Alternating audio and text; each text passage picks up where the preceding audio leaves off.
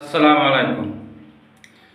দেশে আসা তো দূরের কথা, আগে মিডিয়ার সামনে আসতে বলে। সে তো এখন সেফ জায়গা আছে। বলছিলাম শেখ হাসিনার কথা, তিনি ঘোষণা দিয়েছেন ডিসেম্বরের মধ্যে সে দেশে আসবেন। আরে বাপুরে, ডিসেম্বর তো অনেক দূরে। তাকে এখন আসতে না করছে কে? সরকার তো তাকে রিসিভ করার জন্য প্রস্তুত। সে আসে না কেন? সে ডিসেম্বর ডেট দেয় কেন? আর ডিসেম্বরে আসা তো পরের হিসাব।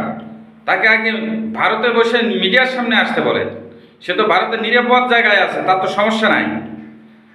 তো মিডিয়ার সামনে আসে না কেন? যে মিডিয়ার সামনে আসতে পারে না, সে দেশে আসবে কিভাবে? একটু মাথা খাটান রে ভাই, একটু মাথা খাটান। তার একটা ফাঁসির রায় হয়ে আছে। এই ফাঁসির রায়ের বিরুদ্ধে সে আপিল পর্যন্ত করে নাই। সময় পার হয়ে গেছে। তাহলে সে মানুষটা কিভাবে দেশে আসবে আপনারা বলেন? একটা যুক্তি থাকা দরকার তো আছে। আর বাস্তবতা কি বলে? তার কি দেশে আসা সম্ভব? তার তো আরো অনেকগুলা মামলা আছে। আর এসে কি সে ক্ষমতায় বসবে? আগে এসে যদি আসে, তাহলে আগে মামলা মোকাবেলা করতে হবে। মামলার রায় কি হয় সেটাকে মোকাবেলা করতে হবে। তা না করে সে দেশে এসে কি করবে? সে আসবে না।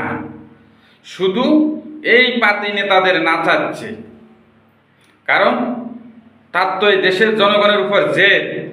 সেই ৭৫ সাল থেকে জেদ জুড়ে আছে এই দেশের জনগণের উপর। সে জনগণের ক্ষোভ মিটিয়ে গেছে। সে এখান থেকে চলে যাওয়ার পরও ক্ষোভ মিটাচ্ছে। কিন্তু এই সাধারণ কর্মীরা এগুলো বুঝতেছে না। অতএব আবার আসবে না। ধন্যবাদ।